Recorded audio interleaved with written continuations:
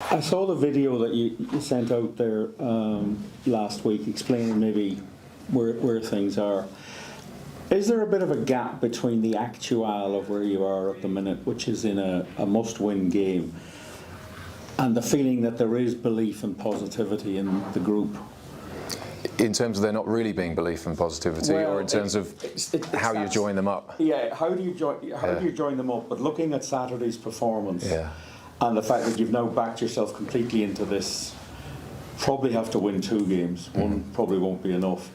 How does that balance out with what? No, it's a really interesting question. I think, look, I think it's harder to generate or maintain belief in games where you go out and you feel you've given a really good version of yourselves, or close to the best version of yourselves, and you're played off the park by the opposition. I think if you feel that you've played all the cards you had to play and you still get a really bad scoreline against you, I think that's where everyone looks around the room and you start to doubt either your own ability or the way you're going about things or the plan or everything else in between. I think they're the hardest situations to dig your way out of, and I think lots of us coaches and players have been involved in situations like that over the years. I think when you go out and give a really poor performance, and the frustration, there's embarrassment around that, because that's human nature. Your ego is damaged. You feel you've let down yourself, you feel you've let down your fans, you feel you've let down everyone that's been working so hard leading into that game, and to put us in a position where we can qualify for finals rugby and Champions Cup rugby. As I said, there's embarrassment, there's disappointment, there's frustration. But the biggest piece of it is the frustration that you've not delivered what you know is potentially there for yourselves as a team or as an individual. And when we went through that review, it was really important with the players and coaches, we looked at ourselves really closely as well, to recognise how poor we were at different times and how that cost us and the outcome of that. But it was also important to look for the moments where we actually had greater control over our own destiny than we demonstrated.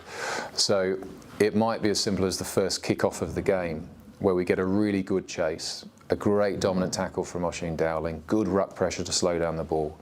Casey kicks the ball, contests the ball back to us. And we are potentially catching that ball 25 metres out from the Munster line, ready to build our first attack of the game, get into the 22 and apply some pressure. And we don't field the high ball, which isn't simply a matter of the catcher not fielding it. It's to do with the protection he's getting from the players in front of him. It's to do with the pressure we're getting on the 9 when he's kicking. It's a team action. It's not just the guy dropping one cold. And as a result of that, Munster get possession. So from being potentially on the attacking foot 25 metres out, we're now tackling again. Casey builds another exit, kicks it again. Again, we don't field the high ball. Again, we don't give our catcher in the backfield the due protection. So what potentially then was an attacking opportunity 50 metres out from the Munster line, our first chance to impose ourselves on the game, we're now tackling. Munster being a possession team, 50 metres out, they're going to keep the ball. Before you know it, we've made 25, 30 tackles and Munster have made barely any. That's where the frustration comes, because simple actions, albeit needing lots of people to do their job really well, are the access points to a game. It might be delivering a line out to the scrum half so that we can launch an attack, but we throw it at his toes and the ball gets knocked on and Munster attacking again on the halfway line. We had 9 of those moments in the first 30 minutes of the game. And by that stage, we'd made over 120 tackles. Now, you might only make 120 tackles in 80 minutes of rugby, let alone 30. So there's such big frustration because we could see how much we were fatiguing ourselves with the amount of defence we had to do, but how many opportunities that kept coming our way that we weren't capitalising on. So it's a long-winded answer, and I apologise for that, but I suppose it's a way of saying it's actually about dealing with the frustration. The belief doesn't waver, because we know we've done it better on other occasions. If we didn't have that reference point, belief becomes a real problem. And going into this must-win game, we don't have time to fix everything. We have to reference what we've done well before and say, we better deliver it this week, otherwise time runs out. Okay, that's looking at that part of it. But then when you had chances, Jared Butler made the break, Jack Carty was involved in that somewhere along the line as well. Some of the decision making there was a situation when the interception came that the realignment, you could see it sitting where I was, that all it was going to take was half an interception because there was no alignment at all. Is that just the pressure of being, effectively 21-7 down and you're chasing, when maybe it should have been closer? The yellow card cost you 14 points. It did. No, it was a crucial period, and that yellow card came on the back of a run of penalties where we were under pressure after pressure after pressure and weren't able to diffuse that. So, look, I think that's absolutely fair. I think those chances there even later in the game that we didn't take, and I think when you're behind on the scoreboard, but also had so many disappointing moments earlier in the game of more opportunities you haven't taken or you've messed up. You get to those crucial moments like a line break where the final pass needs to be thrown, or someone needs to just make a decision about what position they need to be in to make it work, to actually convert it into points. And guys are either too frantic to take it based on what's happened before.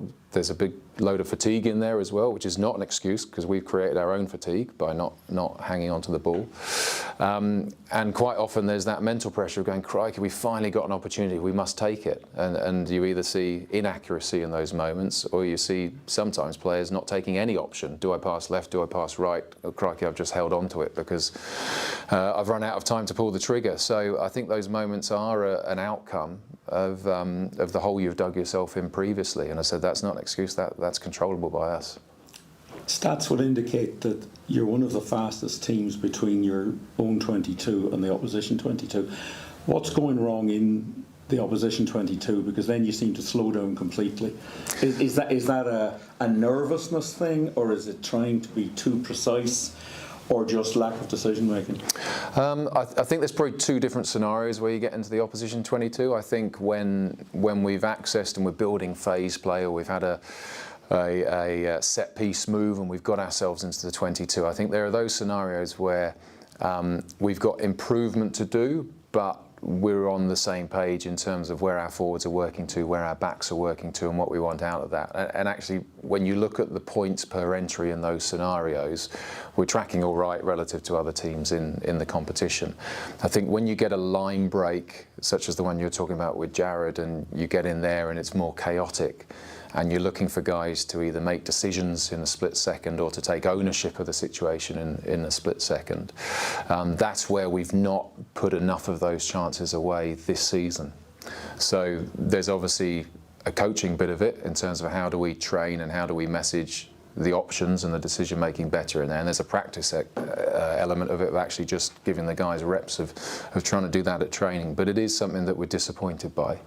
And it probably mirrors the disappointment that you see at the other end of the field in terms of when teams get access to our final third, and for all the hard work of defending phase after phase after phase, say between the two 10-metre lines around about halfway, it feels like it's too easy at times when they then are able to get into the bottom third, get into your 22 and convert that into points. And again, we talked about frustration earlier, but if you were just a poor defensive side that let teams run in tries from 50, 60 metres, there's not much discussion to be had. But when you can build phases of pressure in defence for 5, 6, 7, 10 phases even, but you still feel that teams get a soft score at the end of it, everything's not quite joined up, and as I said, that needs a lot of work.